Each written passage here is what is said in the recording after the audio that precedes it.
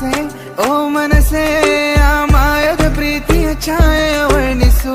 Hi hello friends, welcome to Sahana Suhas YouTube channel. ನಾನಿವತ್ತು ನಿಮ್ಮೆಲ್ಲರಿಗೂ ಒಂದು ರೆಸಿಪಿ ತೋರಿಸ್ಬೇಕು ಅಂದ್ಕೊಂಡಿದ್ದೀನಿ. ಇದು 10 ನಿಮಿಷದಲ್ಲಿ ಮಾಡ್ಬೋದಂತಾದ ಪಲಾವ್ ಅಂತ ಅಂದರೆ ಯಾರಿಗೆ ತಾನೇ ಇಷ್ಟ ಆಗಲ್ಲ ಹೇಳಿ. ಪ್ರತಿಯೊಬ್ಬರ ಮನೆಯಲ್ಲಂತೂ ಇಷ್ಟಪಟ್ಟೆ ತಿಂತಾರೆ ಅಂತಲೇ ಹೇಳಿದರೆ ತಪ್ಪಾಗಲ್ಲ. ಸೊ ಇದನ್ನ ಹೇಗೆ ಮಾಡೋದು ಅಂತ ತಿಳಿಸ್ಕೊಡ್ತೀನಿ. ಅದಕ್ಕೂ ಮೊದಲು ವಿಡಿಯೋನ ಸೇವ್ ಮಾಡಿ ಇಟ್ಕೊಂಡಿರಿ. ರುಬ್ಬೋಕೆ ಅಂತಂದು 2 ಇಂಚು ಗಾತ್ರದ ಶುಂಠಿ, ಬೆಳ್ಳುಳ್ಳಿ, ಹಾಗೆ ಮೆಣಸು, ಕೊತ್ತಂಬರಿ ಸೊಪ್ಪು, ಪುದೀನ ಸೊಪ್ಪನ್ನು ತೊಗೊಂಡಿದ್ದೀನಿ. ಸೊ ತರಕಾರಿಗೆ ಅಂತ ಅಂದು 1 ಆಲೂಗಡ್ಡೆ, 10 ಬೀನ್ಸು ಮತ್ತು ಸೋಯಾ ಚಂಕನ್ನು ರೆಡಿ ಮಾಡಿ ಇಟ್ಕೊಂಡಿದ್ದೀನಿ. 2 ಈರುಳ್ಳಿ ತೊಗೊಂಡಿದ್ದೀನಿ, ಹಾಗೆ 1 ಕ್ಯಾರೆಟನ್ನು ತೊಗೊಂಡಿದ್ದೀನಿ.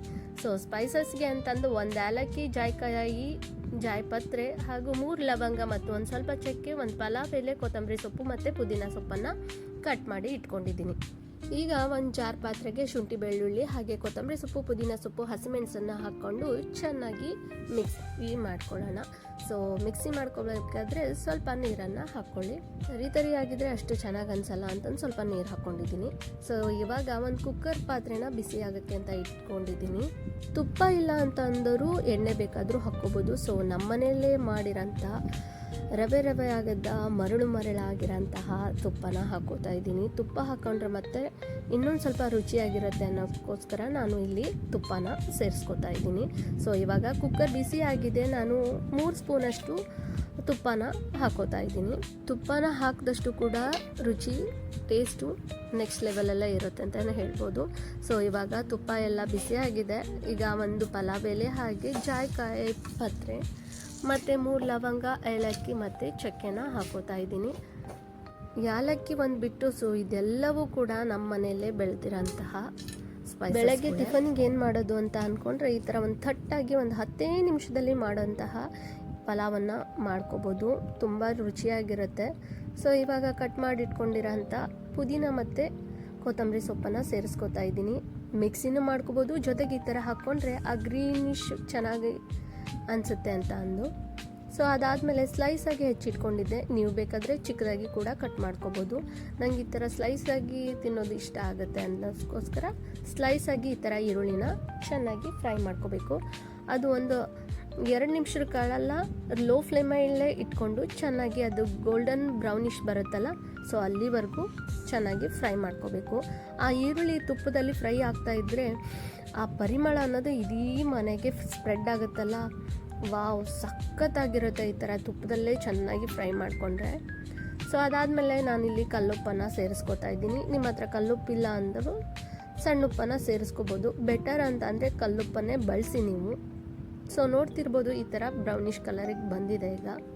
ಅದಾದಮೇಲೆ ಈಗ ರುಬ್ಬಿಟ್ಕೊಂಡಿರೋಂಥ ಪೇಸ್ಟನ್ನು ಸೇರಿಸ್ಕೊತಾ ಇದ್ದೀನಿ.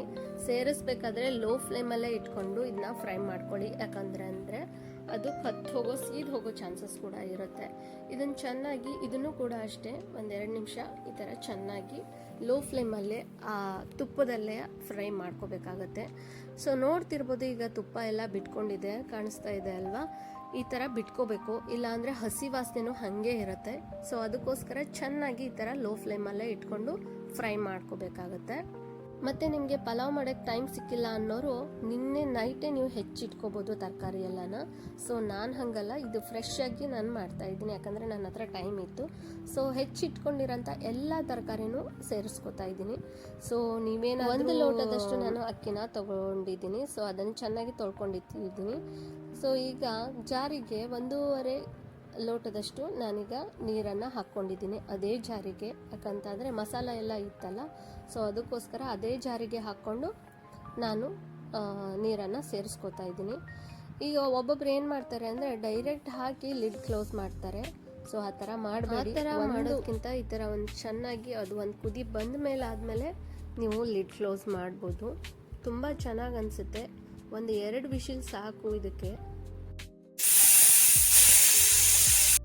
ನೋಡಿದ್ರಲ್ಲ ಫ್ರೆಂಡ್ಸ್, 10 ನಿಮಿಷದಲ್ಲಾಗಿರೋಂತಹ ಪಲಾವ್ನ ನೋಡ್ತಿರ್ಬೋದು. ಏನು ಸೂಪರಾಗಿ ಬಂದಿದೆ ಅಲ್ವಾ? ನನಗಂತೂ ಹಸು ಮಾತ್ರ ಸಿಕ್ಕಾಪಟ್ಟೆ ಜಾಸ್ತಿ ಆಗಿಬಿಡ್ತು.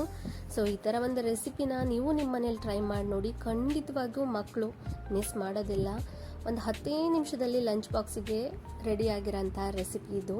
ಅದು ತುಪ್ಪದಲ್ಲಿ ತರಕಾರಿ ನೋಡ್ತಿರ್ಬೋದು ಎಷ್ಟು ಚೆನ್ನಾಗಿ ಬೆಂದ್ಕೊಂಡಿದೆ ಅಂತ ಅಂದರೆ ಒಂದೇ ವಿಷಿಲ್ ಸಾಕು. ತುಂಬ ವಿಷಿಲ್ ಹಾಕಿಬಿಟ್ರಂತೂ ಮೆತ್ತಗಾಗ್ಬಿಡುತ್ತೆ.